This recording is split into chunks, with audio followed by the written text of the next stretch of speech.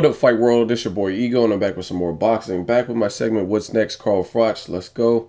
Want to talk about Carl Froch. I did my post-fight video on the fight, and I enjoyed it. I thought the tension in the air, you could just kind of feel it. You can taste it. Some people, it wasn't as action-packed to their liking.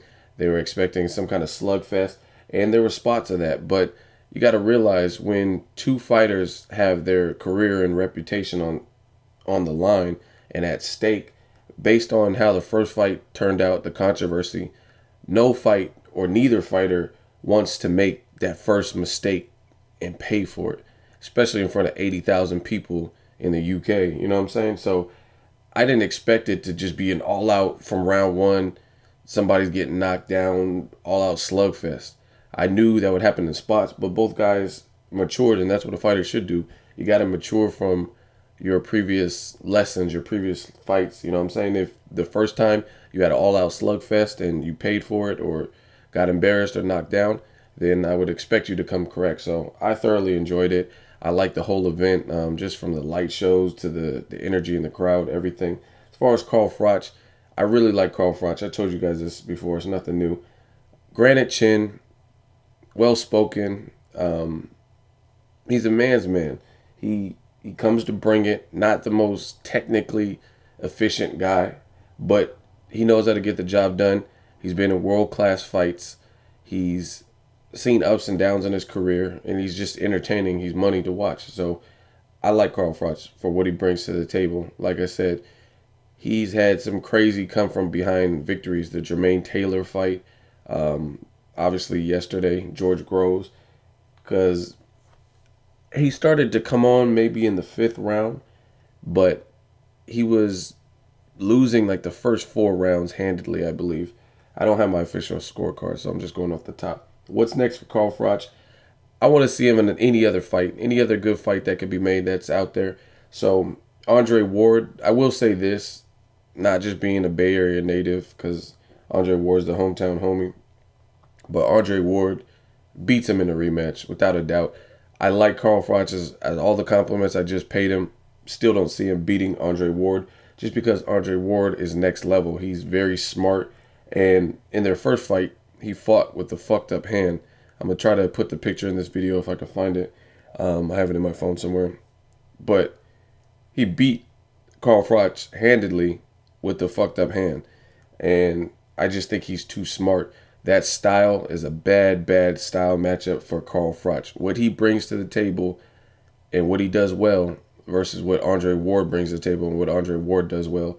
Horrible matchup for Carl Froch, because Andre Ward, gold medalist, very fundamentally sound. He'll capitalize, make you pay for mistakes. He just had the shoulder surgery. So I still see Ward just really dominating, possibly even stopping, depending on what his shoulder's like. Some of you guys, I can tell you just repeat what you hear. Like, oh, Andre Ward doesn't have punching power. Now, if you look at the spectrum, he's not a known knockout artist like Deontay Wilder or anything like that, without a doubt. But he's not on the low side of the spectrum either. He can stop dudes. Chad Dawson came down in weight and he was stopped. You could say, oh, it's because Chad Dawson came down in weight, but at the same time, he still beat him impressively. Like, he didn't have to beat him in that manner. So I think Andre Ward's lack of power is exaggerated. I think he's a smarter fighter. He doesn't always go for the kill, and that kind of thing. But anyway, bottom line, I see Andre Ward beating Carl Froch again and again if they were to fight. Don't mind watching it just because I could be wrong. And I'm sure this fight would be the big fight. One thing I like about Carl Froch also is he's like the king of rematches. He has these tough fights or losses or whatever, like Kessler, and then he comes back in the rematch with this renewed vigor, and he's just like, you know what I'm saying? He comes really determined. He's like the rematch king because he looks good in his rematches. So maybe I'm wrong with Andre Ward. I really don't think so, and I would bet money that I'm not wrong, but it's boxing, you know what I'm saying? George Groves, he came out with that same intensity, and he did what he had to do to set the record straight and say, hey, this isn't a fluke. I used this reference before. Lennox Lewis, Hasim Rahman. Rahman was like, oh, I won fair and square is because I'm better than Lennox Lewis. Lennox Lewis was like, no, I was filming Ocean's 11. I didn't train. I underestimated you. And he came back and did what he was supposed to do in a rematch. And now for Carl Froch, it's same with Lennox Lewis, everything's justified. Now you could put it to bed. George Groves lost the first one. It was controversial. It was premature in my opinion. But you can't say nothing about this one. He got it sparked and had him doing yoga. I made this meme for you guys, but had him doing yoga. So there's nothing you can contest about that. Other fights, you have DeGal for Carl Froch. That could be a pretty decent fight. DeGal's coming off a good win, TKO stoppage of Gonzalez. At this age, 37, 38, whatever Carl Froch is, I just want to see him in bigger fights. So put the Andre Ward rematch up if he's confident, thinks he can win. I would like to see Andre Ward go out to the UK. That would be nice just to change the pace, take Andre Ward out of his comfort zone. And Andre Ward is plagued with inactivity. He's number 2 on a lot of people's pound-for-pound list, but this is not like you could just hold someone's place in line forever. You know what I mean? You have to fight to remain there, because while other guys are fighting 3 or 4 times a week, or not a week, this ain't the fucking 40s, but other guys are fighting 2, 3 times. Even Mayweather, who is older than Andre Ward, has been fighting more than Andre Ward. And a lot of people know Mayweather for fighting 1 time a year, you know what I'm saying? And when he announced his Showtime deal, they said there's no way Mayweather fights multiple times. And it's looking like we are getting multiple fights from Mayweather. So it's kind of bad on Andre Ward's part.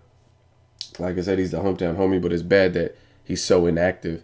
And I know he's dealing with lawsuits and stuff like that, but he's just been very, very inactive. So whether it's a shoulder rehab, whether it's a lawsuit, whether it's just promotional things, either way, nonetheless, other guys like Triple G, they're fighting multiple times a year. So I can't just like stagnate them to hold a place for Andre Ward. So that would be a good move for Andre Ward to go out to the UK, because he has been inactive, and show his pound for pound worth.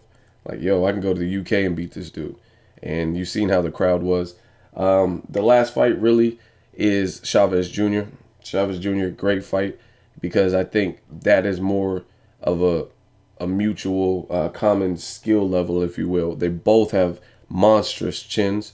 They both aren't the most technically like efficient guys on the planet. Like, you know what I mean? They're not going to give you the Rigondeaux finesse and all that. So that could be a brutal all-out war. Chavez is open to the fight. He already announced that.